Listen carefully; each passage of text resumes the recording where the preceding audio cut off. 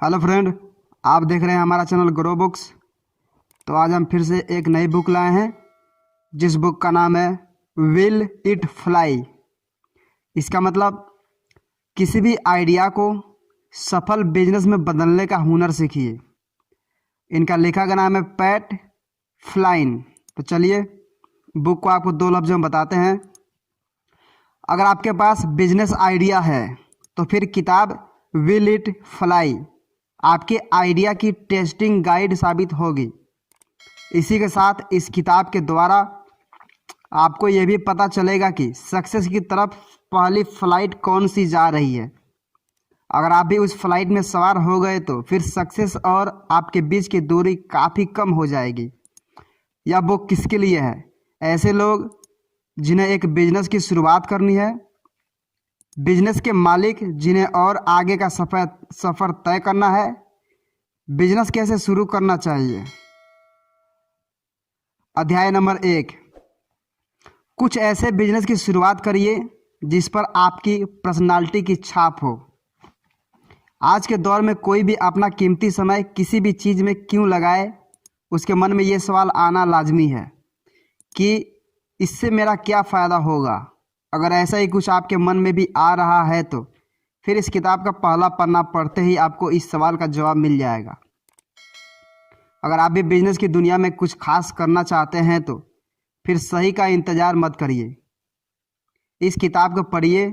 यह किताब आपको बताएगी कि बिजनेस को सक्सेसफुल कैसे बनाया जाता है। क्या सिर्फ और सिर्फ पैसा लगा देने से बिजनेस सफल हो सकता है? इन सब सवालों का जवाब आपको इस किताब के अध्यायों में मिल जाएगा। इसी के साथ आपको उस फ्लाइट के बारे में भी पता चलेगा जिसका इस्तेमाल करके आप सफलता की ऊंचाई तक पहुंच सकते हैं। जिंदगी में आप कितनी भी ऊंचाइयों में पहुंच जाए, सबसे ज़रूरी कदम होता है आपको वो पहला कदम जिसको आपने उस बिजनेस की शुरुआत करने के लिए उठाया था। इसलिए हमेशा से अपने बिजनेस की तरफ उठाया हुआ अपने पहले कदम को याद रखिएगा। अब आप सोचिए कि किसी भी नए बिजनेसमैन के लिए उसका पहला कदम क्या होना चाहिए। क्या वो कदम बिजनेस कार्ड छपवाना होना चाहिए या फिर अपने बिजनेस के लिए फंड्स की व्यवस्था करना होना चाहिए। आपको बता दें कि आपका पहला कदम ये देखना चाहिए कि वह बिजनेस आपकी लाइफ स्टाइल को कितना सूट करता है। क्या वो बिजनेस आपकी लाइफ स्टाइल को दिखता है? किसी भी आइडिया के ऊपर काम करने से पहले इस बात का ख्याल रखिएगा कि वो आइडिया आपके गोल और वैल्यूज से मैच करता हो। जीवन में कभी भी अपने कुछ बेसिक एथिक्स से समझौता मत करिएगा। यहाँ वैल्यूज़ की बात इसलिए हो रही है क्योंकि किसी भी प्रोजेक्ट के ऊपर आपका समय और पैसा दोनों लगेगा। उस समय पैसे और एनर्जी के साथ न्याय तभी होगा जब आपका काम आपके वैल्यूज़ के हिसाब से बैठता हो। इसको आप इस तरह से भी समझ सकते हैं। मान लीजिए आप एक सोशल एनिमल हैं, तो फिर आपका बिजनेस कुछ ऐसा होना चाहिए जिससे आप लोगों से कनेक्ट हो सके। जब आप ऐसे किसी प्रोजेक्ट के ऊपर काम करेंगे तो फिर आपका काम एक अलग ही रूप में नज़र आएगा। इन सब बातों के ऊपर एक सवाल ये उठता है कि आखिर आप उस बिजनेस आइडिया की पहचान कैसे कर पाएंगे जिससे आपको खुशी और संतुष्टि दोनों मिले। इसके लिए आपको खुद का आकलन करना पड़ेगा। जब तक आप खुद से बात करने की शुरुआत नहीं करेंगे तब तक आपको पता भी नहीं चलेगा कि कौन सा काम आपको बेस्ट सूट करता है। उस काम की पहचान तभी होगी जब आपकी खुद से पहचान होगी। इसके लिए आप एक एक्सपेरिमेंट भी कर सकते हैं। आप एक पेपर का टुकड़ा लीजिए, उस टुकड़े को 4 भागों में बांट दीजिए। उसके बाद अपनी ज़िंदगी के 4 महत्वपूर्ण पहलू लिखिए। जैसे कि एग्जाम्पल के तौर पर आप लिख सकते हैं परिवार, पैसा, इज्जत और कुछ भी। इसके बाद इन सभी चीज़ों को दूर रखकर खुद को आने वाले 5 सालों में देखने की कोशिश करिए। उस समय आप खुद को कहाँ पा रहे हैं कि आपको इन चारों चीज़ों को आसानी से पा लिया है। ऐसा कौन सा काम है जिससे आप आसानी से अपनी इन इच्छाओं को पूरा कर सकते हैं। आने वाले 5 सालों का शेड्यूल आपको कल के लिए तैयार करेगा। याद रखिएगा कि बिजनेस की डगर कभी भी आसान तो नहीं होती, खुद को जलाना भी पड़ता है। उस अचीवमेंट को पाने के लिए ऐसी कई रातें आएगी जब आपको नींद को भी त्यागना पड़ेगा। इसलिए अपने सपने को पाने के लिए इन बलिदानों के लिए तैयार रहिएगा। अध्याय नंबर 2, सक्सेसफुल लोग अपने पास्ट से सबक लेते हैं। सबसे पहले एक काम से शुरुआत करिए, खुद का आकलन करिए कि आपको पता है कि ऐसी कौन सी चीज़ है जो आपको बेहतर कोई और मुश्किल से ही कर पाएगा। क्या आपको आपकी खूबी के बारे में पता है? क्या आपको आपके अंदर की शक्ति के बारे में पता है? अगर नहीं पता है तो अपना लक्ष्य बनाने से पहले खुद से सवाल करिए। याद रखिएगा कि आपको खुद से भी सरल सवाल नहीं करना है। खुद को एक कठिन कटघरे में खड़ा करिए, पूछिए खुद से कि ऐसा क्या है तुम्हारे अंदर जो तुमसे बेहतर और कोई नहीं कर सकता। ऐसा कौन सा प्रोडक्ट तुम इन दुनिया को दे सकते हो, तो अपने परिवार और सोसाइटी के लिए किस प्रकार से मददगार साबित हो सकते हो। इन सब सवालों से आपको कोई जवाब मिलेगा। उन जवाबों को एक पेपर में नोट करिए। अगर आपको आपकी स्किल्स के बारे में पता चल जाता है तो बहुत बढ़िया। अगर ऐसा लगता है कि अभी स्किल्स में थोड़ा काम की ज़रूरत है तो फिर देर मत करिए, अपने ऊपर काम की शुरुआत कर दीजिए। सक्सेसफुल लोगों से सीखने की कोशिश करते रहिए। गौर करने की कोशिश करिए कि जो लोग सफल हैं वो ऐसा क्या काम करते हैं। एक बात आप नोटिस करेंगे कि सफल लोग हमेशा अपने पास्ट से सीखते हुए आगे बढ़ते रहते हैं। इसलिए आपकी पिछली जॉब में जो कुछ भी आपने सीखा हो उसे याद करिए। जो भी बुरी यादें हो उन्हें टटोलने की कोशिश करिए। अब आप सोच रहे होंगे कि बुरी यादों से क्या मिलेगा। आपको बता दें कि बुरी यादों से आपको सीख मिलेगी, एक ऐसी सीख कि आगे के समय आपको क्या करना चाहिए और क्या नहीं करना चाहिए। सबसे पहले आपको पता होना चाहिए कि आपको ज़िंदगी से क्या चाहिए। भविष्य की तरफ अपनी निगाह रखिए, लेकिन पास्ट से सीखते रहिए। प्रेजेंट में देखिए कि आपको आइडिया के लिए आपके पास कितने रिसोर्स हैं। क्या आपके पास पर्याप्त रिसोर्स हैं? अगर आपके पास रिसोर्स की कमी है तो सबसे पहले उसकी व्यवस्था में लग जाइए। अब समय आ गया है कि सही समय का इंतज़ार आप बंद कर दीजिए। अपने बिजनेस आइडिया के ऊपर काम करने की शुरुआत करिए। जब आप सफ़र की शुरुआत करेंगे तभी तो मंजिल की तरफ आप बढ़ेंगे। अगर आप अभी शुरुआती दौर से गुजर रहे हैं तो सबसे पहले ये देखिए कि क्या आपके पास रोड मैप तैयार है। रोड मैप का मतलब वो रास्ता जिससे आप अपने बिजनेस की शुरुआत करेंगे। हमेशा कोशिश करिए कि भले ही काम छोटा हो लेकिन प्रोफेशनल तरीके से होना चाहिए। जब तक काम प्रोफेशनल तरीके से नहीं होगा तब तक कस्टमरों की नज़र आपकी अलग जगह बना पाना मुश्किल ही है। शुरू से ही कोशिश करिए कि रोड मैप भी एक प्रेजेंटेशन के तौर पर तैयार होना चाहिए।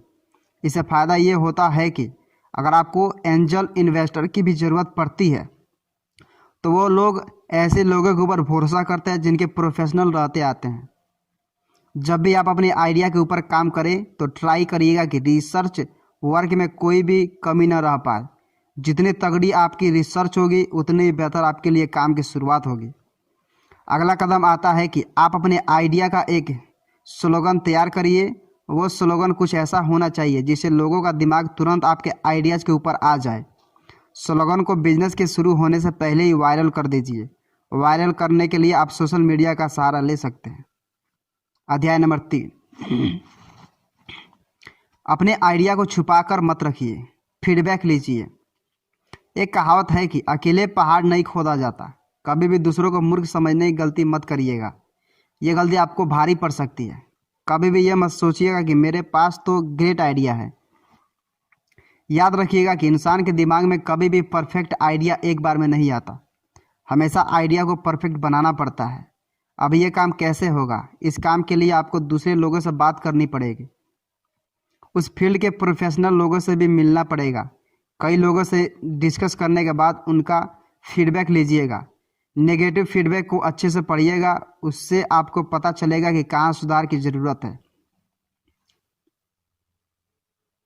इसके लिए लेखक खुद का एक्सपीरियंस शेयर करते हैं। वो कहते हैं कि एक समय वो फूड ट्रक का बिजनेस शुरू करने वालों के लिए एक वेबसाइट बनाना चाहते थे, जिसके लिए उन्होंने कई ओनर से बात करनी चाहिए। लेकिन उनको सभी की तरफ से एक सवाल मिला कि क्या उनके पास पहले से फूड ट्रक है। इसके जवाब में लेखक ने कहा कि नहीं। इस सर्वे के बाद लेखक को समझ में आया कि उन्हें अपने आइडिया के ऊपर काम करना पड़ेगा। कोई क्यों ही उनसे सलाह लेगा जब वो उस बिजनेस में है ही नहीं। इसके बाद लेखक को समझ में आया कि अभी उन्हें इस आइडिया को पूरी तरह से रिसीव करने की ज़रूरत है। इसके बाद अपने सामने अगला लक्ष्य है कि आपके अपने मार्केट को समझने की कोशिश करिए। ये देखिए कि आपका मार्केट कैसे बिहेव कर रहा है। आप अपने प्रोडक्ट से इस मार्केट में नया क्या ला सकते हैं। याद रखिएगा कि दुनिया उगते हुए सूरज को हमेशा ही सलाम करती है। अगर आपके पास कुछ ऐसा ही है कि आप पूरे मार्केट का डायमेंशन ही बदल सकते हैं तो फिर आपको आगे बढ़ना चाहिए। अगर आपको ऐसा लगता है कि आइडिया में भी कुछ कमी है तो फिर थोड़ा सा इंतज़ार करिए। कई बार आइडिया में बदलाव करके भी आप बहुत ज़्यादा फायदे में हो सकते हैं। ज़रूरी यह है कि आपके अंदर लीडरशिप क्वालिटी कितनी बची हुई है। क्या आपको मौके की नज़ाकत को समझना आता है? अगर आपके अंदर ये गुण है तो फिर बेझिझक आप अपने आइडिया में सफल होंगे। अध्याय नंबर 4, टारगेट ऑडियंस को समझने के लिए दिन रात एक कर दीजिए। अपने टारगेट ऑडियंस को समझने के लिए आप रिसर्च या सर्वे करवाइए। अपनी फंड का एक हिस्सा अपने रिसर्च के लिए भी तैयार रखना चाहिए। जैसे जैसे आप सर्वे कराएंगे वैसे वैसे ही आपको अपने क्लाइंट के बारे में बेहतर जानकारी मिलेगी। अब अगर आप सोच रहे हो कि इन जानकारी का आप क्या करोगे, तो इसका जवाब है कि जानकारी का आचार नहीं डालना है, बल्कि आपको उसके हिसाब से ही अपने प्रोडक्ट को तैयार करना है। आपको पता होना चाहिए कि कस्टमर को कैसे प्रोडक्ट की आवश्यकता है। जब आपको यह पता चल जाएगा तो फिर आप उस मार्केट के बादशाह भी बन सकते हैं। इस सर्वे के बाद आप कस्टमर प्लान के ऊपर काम करिए। ये कस्टमर प्लान क्या होता है? कस्टमर प्लान की मदद से आपको अपने क्लाइंट के बारे में काफ़ी जानकारी मिल सकती है। अगर आप इतनी रिसर्च के साथ एंजल इन्वेस्टर के पास जाएंगे तो उन्हें भी लगेगा कि इस आदमी के कंपनी या प्रोजेक्ट में प्रोफेशनल बातें हैं, इसे मालूम है कि इसे बिजनेस कैसे करना है। इसी के साथ भरपूर रिसर्च से आपको ये भी पता चल जाएगा कि अगर आपका प्रोडक्ट सक्सेस नहीं होता है तो फिर बैकअप प्लान क्या है। अपने बैकअप प्लान के बारे में भी सोचना आपका ही काम है। अपने बिजनेस के बारे में जितना आप रिसर्च करेंगे उतना ही आपको ज्ञान भी होगा।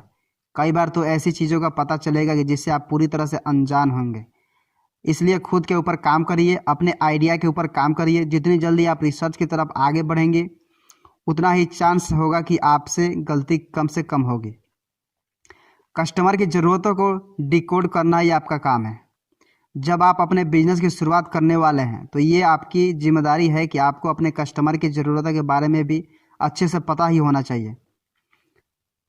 आपने कई बार सुना होगा कि कठिन परिश्रम करो, कठिन प्रयास से ही सफलता मिलती है। ये बात सच है कि मिलियनियर काफ़ी हार्डवर्क करने के बाद ही उस मुकाम को हासिल करते हैं। क्या मिलियनियर बस हार्डवर्क से ही बनते हैं? इसका जवाब है नहीं।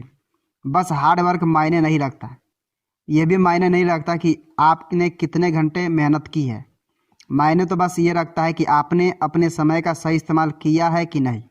मतलब जितनी देर आपने काम किया है तो आपका काम कितना फोकस और अपने काम के ऊपर था। इस अध्याय का सार यह है कि अपने समय को प्रोडक्टिव बनाने की कोशिश करिए। इसी के साथ आपकी ये भी कोशिश रहनी चाहिए कि जितनी चीज़ें भी आपके जीवन में अनप्रोडक्टिव हो उन्हें अभी बाहर निकाल कर फेंक दीजिए। समय को एक इन्वेस्टमेंट की तरह लीजिए। ये भी सोचिएगा कि जब पैसे का इन्वेस्टमेंट करते हैं तो आपके दिमाग में क्या रहता है। क्या आप ज़्यादा से ज़्यादा रिटर्न के बारे में सोचते हैं? अगर हाँ तो समय को लेकर कंसेप्ट क्यों नहीं लागू हो सकता।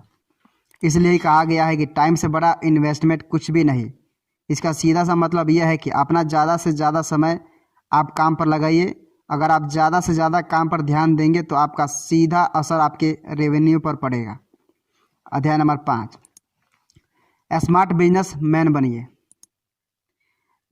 आप अपना कस्टमर प्लान बना लिया है। जब आपका प्लान तैयार हो तो अब उड़ाने की बारी आ गई है। लेकिन फ्लाइट पकड़ने से पहले एक बात ध्यान रखिएगा कि आपका सीट बेल्ट बंधा होना चाहिए। सीट बेल्ट के तौर पर आपको अपना फाइनेंशियल स्टेटस को चेक कर लेना चाहिए। सबसे पहले अपने प्रोडक्ट की डिटेल के बारे में चेक करिए। एक बार अपने इन्वेस्टर से बात करिए। जब आपके पास इतना रिसर्च वर्क है कि अब आप उसको रिफ्रेश में लेकर अपने इन्वेस्टर से बात करिए। इसी के साथ ही साथ एक बार उस और भी ध्यान दीजिए कि आप अपने इन्वेस्टमेंट को कैसे बाहर निकालेंगे। इसका मतलब यह है कि आपका रेवेन्यू मॉडल क्या है, आप कैसे अपने बिजनेस पर किए गए इन्वेस्टमेंट को फ़ायदे में बदलेंगे। जैसे कि सभी जानते हैं कि आज का दौर सोशल मीडिया का दौर है, तो क्या आपको पता है कि आप कैसे सोशल मीडिया का सही इस्तेमाल कर सकते हैं। अगर आपको सोशल मीडिया को मैनेज करना आता है तो ये बात आपके लिए फ़ायदे का सौदा साबित होगी। अपने बिजनेस मॉडल को ट्विटर, फेसबुक पर प्रमोट करने की शुरुआत कर दीजिए। अगर आप आज के समय ही इस तकनीक का सही फ़ायदा उठाते हैं तो फिर इससे आपके बिजनेस को काफ़ी ज़्यादा फ़ायदा होगा। अपने प्रोडक्ट को दुनिया के सामने लाने से पहले कई सारी स्ट्रेटजी पर काम करने की शुरुआत कर दीजिए। यही वो स्ट्रेटजी है जिससे आपके बिजनेस को फ्यूचर में बहुत ज़्यादा फ़ायदा होगा। पोटेंशियल कस्टमर में इंटरेक्ट करिए, उन्हें इन्वेस्ट करने के लिए एनकरेज करिए। फाइनल राउंड ऑफ वैलिडेशन के महत्व को समझने की कोशिश करिए। कई बार ऐसा देखने को मिलता है कि कस्टमर किसी प्रोडक्ट में काफ़ी ज़्यादा इंटरेस्ट दिखाता है, लेकिन जब उसे खरीदने का समय आता है तो वह पीछे हट जाता है। इसके लिए ज़रूरी ये होता है कि आप अपने प्रोडक्ट को फाइनल राउंड ऑफ वैलिडेशन जरूर करने की कोशिश करिए। इसके लिए सबसे ज़रूरी होता है कि आप अपने कस्टमर से इंटरेक्ट करने की कोशिश करें। आपको इस बात का ध्यान रखना है कि ये इंटरेक्शन को मेल या फ़ोन में नहीं बल्कि पर्सनल होना चाहिए। पर्सनल मिलकर उन्हें बताइए कि किस तरह से आपका प्रोडक्ट उनके लिए फ़ायदे का सौदा साबित होगा। उन्हें इस बात के लिए राज़ी करने की कोशिश करिए कि वह फ्यूचर में आपका प्रोडक्ट खरीदेंगे। प्रोडक्ट की सक्सेस इस बात पर निर्भर करती है कि आपका अपने कस्टमर के साथ में कैसा रिलेशन है। अगर आपका व्यवहार बहुत अच्छा है तो विश्वास रखिएगा कि कुछ हद तक आपका काम आसान हो गया। इसके बाद खेल शुरू होगा कि आपके प्रोडक्ट की क्वालिटी कैसी है। इसलिए बिजनेस में हमेशा कहा जाता है कि क्वालिटी से ज़्यादा क्वालिटी पर ध्यान देना चाहिए, क्वांटिटी से ज़्यादा क्वालिटी पर ध्यान देना चाहिए। कस्टमर से बातचीत करने के दौरान आपको इस बात का ख्याल रखना है कि आप उनसे सच कहें। उन्हें यह लगना चाहिए कि आप सच में उनके फीडबैक चाहते हैं। उनसे कहिए कि उनका फीडबैक आपके लिए कितना ज़रूरी है। इसके बाद फाइनल पेमेंट की बारी आती है। आप कोशिश करिए कि आपको कुछ फ्री ऑर्डर मिल जाए। इसके बाद आपको उनका पेमेंट वेबसाइट की लिंक की मदद से लेना चाहिए। जितना ज़्यादा आप प्रोफेशनल रहेंगे उतने ही आपके बिजनेस के लिए बेहतर रहेगा। प्रोफेशनल तरीके से ही आज के दौर में बिजनेस किया जाता है। कुल मिलाकर इतना समझ लीजिए कि कई लोगों के पास बहुत अच्छे आइडिया होते हैं, लेकिन सभी इस सफल बिजनेस में नहीं बन पाते। इसके पीछे के कई कारण होते हैं, लेकिन सबसे बड़ा कारण होता है कि प्रॉपर रिसर्च ना होना। लोग आइडिया तो सोच लेते हैं, लेकिन उस आइडिया के ऊपर वो काम नहीं करते। काम का मतलब यहाँ रिसर्च से है। लोग हमेशा रिसर्च करने से पीछे हटते हैं। इसी के कारण कई बार ऐसा होता है कि अच्छे आइडिया भी फ्लॉप हो जाता है। दोस्तों और कलीग को बुलाइए, उनसे बात करिए। अगर आपका कठिन समय चल रहा है तो फिर अपने दोस्तों से बात करिए। याद रखिएगा कि हर ख़राब समय के बाद एक अच्छा समय आता है।